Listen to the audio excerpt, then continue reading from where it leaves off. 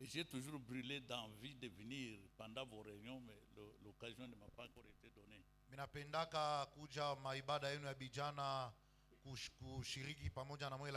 Le petit mot que j'ai préparé, vous savez qu'il venait d'en parler ici. Je voulais prendre la référence sur 1 Samuel 3. Il a ramassé ça. Moi, je voudrais tout ce que j'ai toujours dit, même à Francis. Je commence pour être beaucoup plus facile sous forme de témoignage.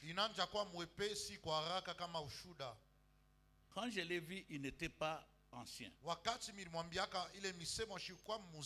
Il n'était pas diacre. Mais biologiquement, c'est mon fils. Mais je l'ai vu grand. Je suis en train de parler à quelqu'un parce que je ne veux pas que les gens restent dans le confort d'être appelés jeunes.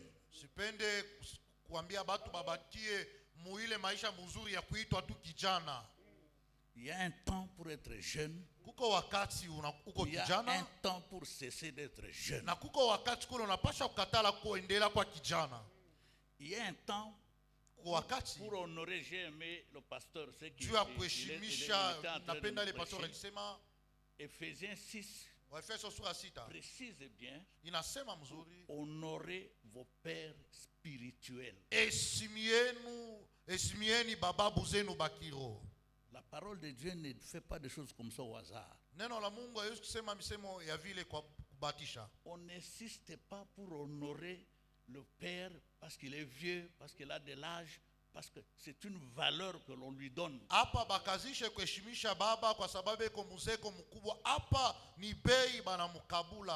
que dans l'histoire de la Bible, il y en a qui n'ont pas honoré leur père parce qu'ils étaient à côté.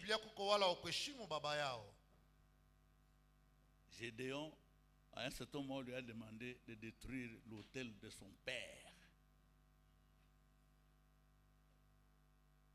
Gédéon, on lui a demandé de détruire l'autel de son père.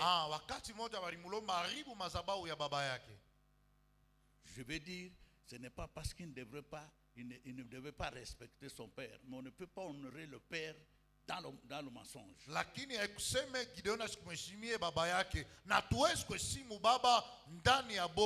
On ne peut pas honorer le père dans le péché. Honorer quelqu'un, comme il a dit, c'est donner de la valeur.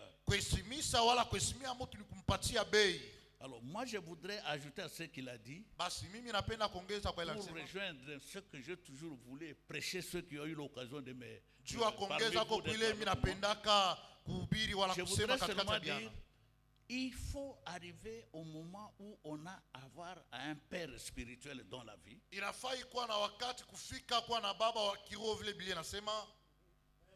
on ne peut pas rester toute la vie à avoir toujours un père spirituel que vous honorez. Il faut ambitionner quelque chose. C'est de devenir aussi un père de quelqu'un d'autre. Pour être honoré un jour. Je veux adresser cette parole à quelqu'un cet après-midi, pour que ça vous révolte. Il y a des choses pour lesquelles il y a un temps sous le ciel, un temps pour tout.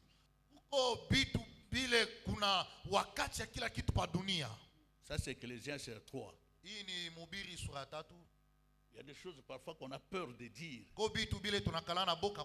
Mais puisque la parole de Dieu le dit, il faut l'accepter. Il y a un temps pour naître. Il y a un temps pour naître, mais un temps aussi pour mourir. Il faut gérer entre les deux temps. Je voudrais qu'il y ait un temps pour être adolescent, Un temps pour être jeune, mais un temps aussi pour être adulte. On ne peut pas rester tout le temps dans un confort. Encore que moi je remets en doute ces notions-là des jeunes par rapport à l'âge. Il y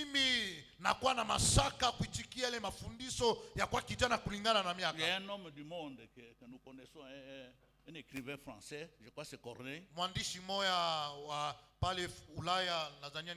Il a dit, aux âmes bien-nées, la valeur n'attend point le nombre d'âges. Ça veut dire que moi, par exemple, le pasteur Jacques Kalabo, c'est mon père spirituel. Pastor Yakobo Kalabo ni babangu wa kiroho hapa pa kanisa. Mais je suis plus âgé que lui. Na mimi mumiaka niko mkubwa kwake. Je ne sais pas si je suis plus âgé que le pasteur. Lakini mumiaka niko mkubwa kwa pastori. Donc, ne nous laissons pas toujours à rester par rapport à notre âge, tout ça. L'église a dit, il vous a donné des références pour dire à 25 ans, vous avez cessé d'être enfant. Vous avez cessé d'être jeune. Vous êtes toujours en train de vous considérer jeune. C'est un péché.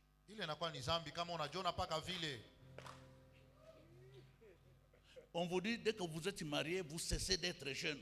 Mais vous vous mariez avec des enfants, vous considérez toujours que vous êtes jeune. J'ai dit c'est de la malédiction pour vous-même. Pour votre information, dans son pays ici, nos pères de l'indépendance, ceux qui nous ont délivrés de la colonisation, le plus vieux d'entre eux, c'est le premier président de ce pays. Il avait 35 ans au moment où il est délivré. Les autres là, les leaders qu'on parle de Lumumba là, étaient moins âgés que lui. Donc si vous avez 25 ans, vous avez 30 ans, parce qu'on a 25 ans, jeune. Je n'ai pas dit il y a être jeune, mais on fait des choses.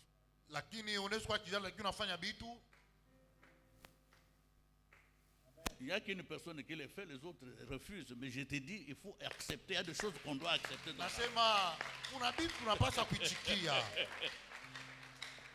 Nous avons eu le plus jeune président dans ce pays, ça a 29 ans. Vous pouvez contester comme vous voulez, mais il a fait 18 ans de pouvoir dans ce pays. Mais vous avez 25 ans, 27 ans, 30 ans, mais vous voulez toujours qu'on vous appelle jeune, jusqu'à quand?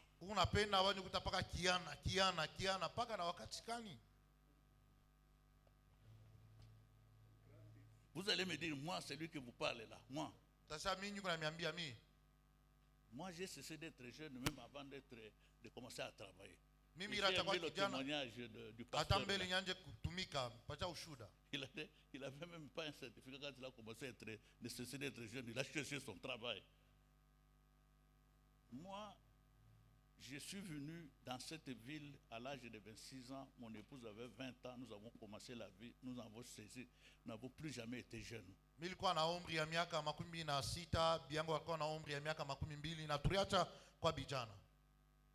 Mais mes enfants, je dis toujours à Francis, les deux premiers sont sortis de ma maison à peu près à 35 ans. Je leur ai dit, vous sortez en retard. Et vous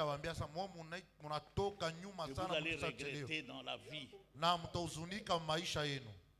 Le deuxième, je lui ai dit, c'est mes maris responsables. J'ai dit non, partez. Il dit, mais vous me chassez ou quoi? J'ai dit non, c'est un problème de principe. Il y a un temps pour tout. Celui qui vous aime vous dira des choses que je vous dis. Si vous avez 25 ans, d'abord légalement dans ce pays, quand vous avez 25 ans, on enlève de le livret de votre papa. On ne le paye même pas les indemnités d'enfants. Vous êtes écarté.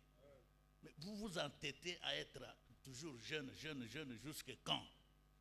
Je veux qu'on vous appelle jeune pasteur. Amen. On vous appelle jeune ancien. Amen. Amen. Je défends ça et je dis que votre président, C'est un modèle parce que je l'ai pris, il n'était pas ancien, il n'était pas là-bas. Et il entre dans le département. Je l'ai fait nommer vice-président du département. Il l'est encore. Il l'est encore. Et il a dirigé les gens de 60 ans, de 70 ans. Ils l'ont respecté, ils le respectent encore. Donc, moi, je suis surtout en train de dire ça. Alors, quand je dis que je me suis référé un peu sur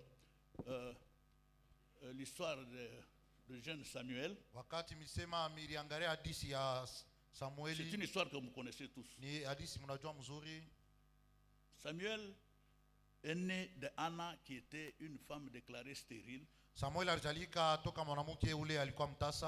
De son père Elkan qui était un homme qui craignait Dieu. Il avait 2 femmes et chaque année il allait à Silo pour aller donner des offrandes, et il y avait un souverain sacrificateur là-bas qui s'appelait Élie. Il avait 2 enfants, Ophiné et Phiné, si je ne me trompe pas. Maintenant, Élie devait prier pour Anne qui était stérile afin que Dieu lui donne un enfant. Et dans le deal, on avait conduit, si tu me donnes un garçon, si toi Dieu tu me donnes un garçon, je vais te l'offrir. Et Anne a eu Samuel comme un fils. Et la Bible dit qu'il a offert Samuel. Je laisse Samuel parce que je m'appelle aussi la même chose. Je ne sais pas si mes parents l'ont fait. Ils l'ont offert à Dieu. Et le pasteur l'a dit, il est resté sous les ordres d'Élie, qui était le souverain sacrificateur, à côté de lui. Pour vous montrer qu'il était très fidèle. Lui ne savait pas ce qui s'est passé. Mais le mauvais comportement des enfants d'Élie, Phiné, Ophiné et Phiné, et le fait que lui, souverain sacrificateur, n'a pas fait de remarques à ses enfants. Dieu avait déjà mis une croix sur Phiné et ses enfants. Dieu avait déjà mis une croix sur Phiné et ses enfants. Maintenant, le petit Samuel est toujours fidèle. Biologiquement, il ne voyait que Élie.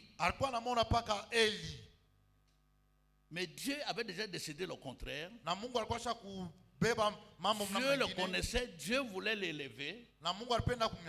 Et Dieu l'appelle. Il l'a appelé 3 fois. Dans sa tête, ce n'est pas possible, ça ne peut être que Élie. La première fois, il est allé chez Élie. Vous m'avez-vous appelé? Non, Élie a dit non, je ne vous ai pas appelé. La deuxième fois, non, je ne vous ai pas appelé. La troisième fois, Élie réalise qu'il y a quelque chose qui est en train de se passer. Il dit, ça doit être le Seigneur qui l'appelle. Il dit, si tu attends cet appel, réponds-lui, Seigneur, je suis là, je vous écoute. Ce que je voulais dire, il y a des moments où il faut se délivrer. Parce qu'on risque de rester même avec des sourdes oreilles et ne même pas écouter que Dieu a besoin de toi pour une élévation beaucoup plus importante.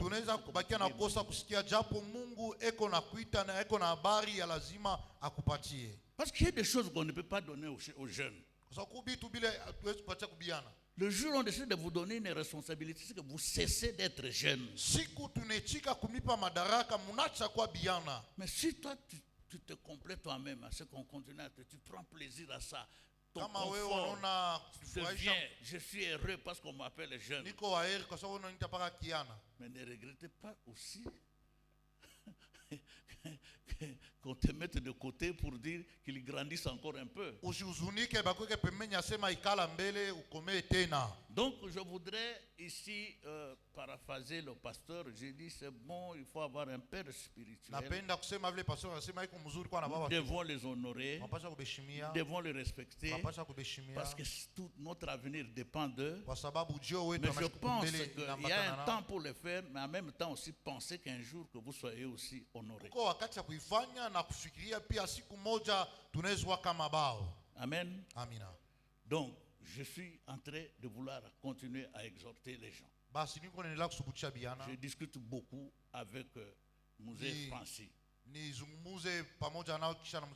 Laissez les enfants, les jeunes, moins de 25 ans, les célibataires, rester dans ce département seuls. Pourquoi tu ne traduis pas ça? Non, non. Le dimanche, quand je vous ai appelé, si j'ai demandé à l'autre de se mettre assis, lui et son épouse ne sont pas là parce qu'ils sont jeunes. Non. C'est parce qu'un département ne peut être dirigé que par un ancien qu'il est là pour vous encadrer. Mais je veux qu'on laisse les jeunes, moins de 25 ans, non mariés, à rester dans ce département. Ne dites pas qu'ils feront des grandes choses, ils seront encore... Non, ils vont traiter des problèmes qui sont de leur âge. Si toi tu estimes qu'on doit parler des choses de la maturité, quitte là-bas, va ailleurs, viens au département des hommes. Pourquoi? Parce que vous êtes en train de bloquer aussi la jeunesse montante. J'ai parlé avec un autre, il est dans la salle, il est devenu adulte. Et celui qui nous a interprété hier, c'est un jeune. Il dit non, il est bon tout ça, mais il est encore jeune. Moi je dis non, il n'est plus jeune celui-là. Donnez-lui des responsabilités. Parce que quelqu'un qui prend la responsabilité de monter ici et interpréter une prédication comme nous avons été hier ici, il n'est plus jeune. Moi, c'est ce message-là. Il y a un temps pour tout. Un temps pour être jeune, un temps pour devenir adulte. Mais je ne voudrais pas que quelqu'un qui doit vous pousser, je voudrais que personnellement vous preniez conscience vous-même, vous preniez des décisions pour dire moi c'est fini, cette histoire-là. Je ne sais pas ce qui se passe. Hein? À un certain moment, vous vivez dans la maison de votre père, et votre père, il a des règles avec sa mère. Il vous dit à 20h, il faut fermer les portes. Mais vous avez rendez-vous à 21h, parce que vous êtes déjà adulte, vous êtes dans les affaires. Mais quand vous arrivez là-bas, vous devez toquer pour qu'on vous ouvre. Et puis, les gens commencent à se fâcher contre vous. Non, ça doit vous gêner. C'est pour vous dire, c'est un message que vous recevez, vous dire, cessez d'être ce que vous êtes, changez. Quittez. C'est bon parce que nous citons des gens qui ont quitté dans la vie. Il y a des gens qui ont quitté dans la vie, comme Abraham. Humainement parlant, ce n'est pas facile. Hein? Ça fait mal de quitter ses parents. Ça fait mal de quitter ses frères. Mais il faut quitter. Il y a un temps pour tout. Je voudrais m'adresser qu'à l'occasion de ce séminaire avec des enseignements aussi puissants que nous sommes en train de recevoir là, qu'en conclusion, certains d'entre nous prennent des décisions et qu'ils décident de changer de catégorie. Parce que vous allez faire bloquer l'église. Dieu qui voit tout, t'a peut-être déjà mis quelque part. C'est comme par hasard que lui, je l'ai rencontré, peut-être parce que je connais comme son parent, tout ça. Mais combien comme lui, qui ont peut-être les mêmes compétences, que si on ne l'a pas approché, il est comme il est. Mais je pense que le plus important, c'est vous-même, votre prise de conscience personnelle.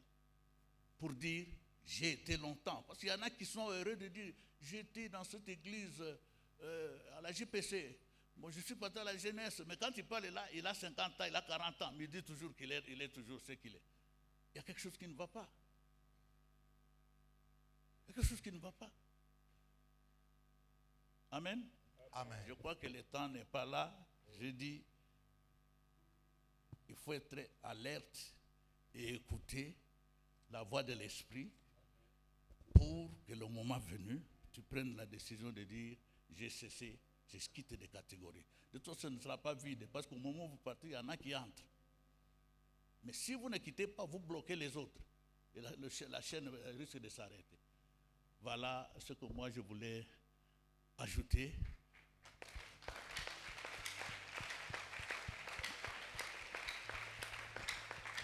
Et je suis heureux pour des interventions, des enseignements comme ça. Il faut toujours être attentif à ça. Écoutez, il a insisté sur quelque chose d'important, les pères spirituels.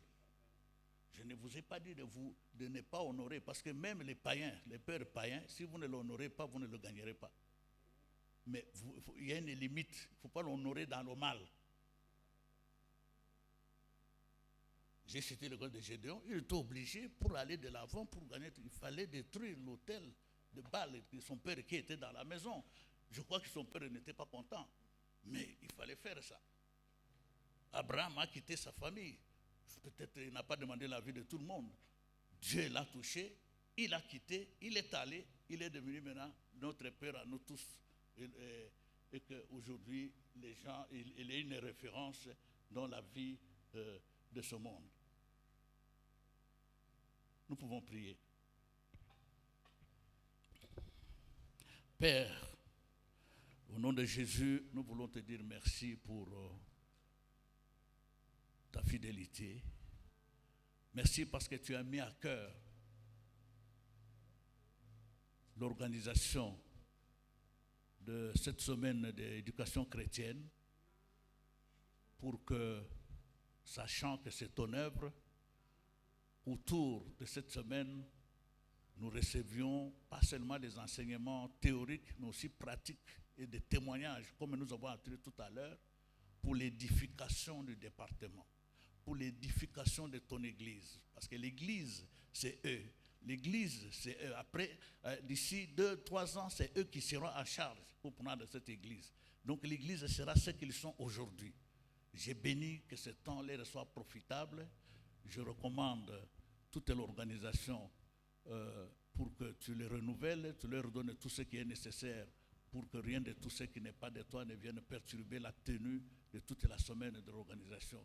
J'ai prié pour nos visiteurs qui sont arrivés ici, pour que la paix, la joie, quel que soit l'environnement, à cause de ce qui est toi qui es en eux, tu es celui qui a vaincu le monde, que leur séjour soit agréable, que ceux aussi qui doivent venir, que rien de tout ce qui n'est pas de toi ne puisse les empêcher, pour que la fête de toute la semaine soit totale pour la gloire de ton Saint-Nom. Maintenant que nous sommes à la fin et que chacun de nous doit se déplacer, nous voulons, Seigneur Jésus, te prier pour que tu balises le retour de chacun de nous, pour que, encore une fois, demain, nous puissions nous retrouver encore nombreux, plus nombreux, surtout que l'Assemblée sera générale et que nous recevions encore une fois de ta part ce message aussi important pour nous permettre, Seigneur Jésus, à ce que l'Église, ton Église, qui n'est pas l'Église d'un homme, c'est ton Église, aille de l'avant. Nous bénissons ton nom. Nous voulons qu'autant que tu as été avec nous qui sommes dans cette salle, que tu sois aussi avec ceux qui n'ont pas été avec nous. Que le Saint-Esprit soit à l'œuvre pour les convaincre qu'ils ont raté quelque chose de précieux aujourd'hui et que demain, que ils sont attendus ici. Nous voulons prier par la même occasion, Seigneur Jésus, notre berger qui est en déplacement pour le moment. Toi qui es au ministère, au ministère, toi qui es avec nous ici, sois aussi avec lui. Qu'il sente, Seigneur Jésus, que ta présence et sa vie suffit, même si nous sommes loin de lui, qu'il apporte une consolation qui lui permette, Seigneur Jésus, de finaliser son séjour et que lorsqu'il nous revient bientôt, que l'honneur et la gloire reviennent à toi et à toi seul. Au nom de Jésus, nous t'avons ainsi prié. Amen. Demain, notre programme commence à partir de 14h. Nous aurons un premier message autour de 15h avec qui est ton père, et puis un deuxième message, je ne trahirai pas la race des élus. Que Dieu vous bénisse. Saluez quelqu'un. Rapidement, prenez le transport, rentrez à la maison, ne traînez pas en cours de route. Que Dieu vous bénisse.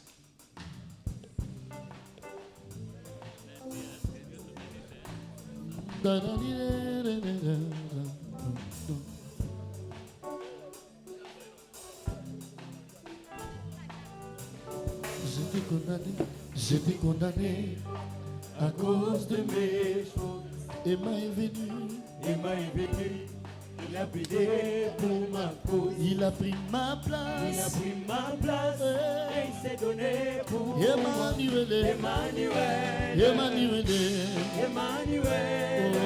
Toujours présent. Oh, Emmanuel.